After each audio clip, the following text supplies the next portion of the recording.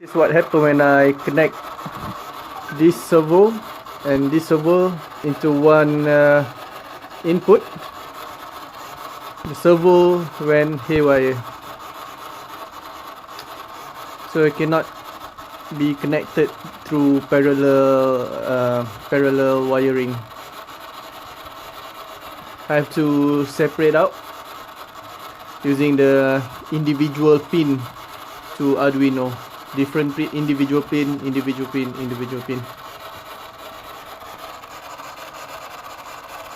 After I did individual pin out wiring from the servo to the Arduino using different pin,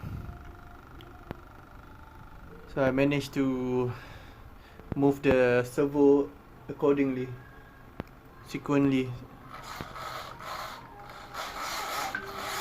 I have to edit the Arduino code a little bit, just a couple of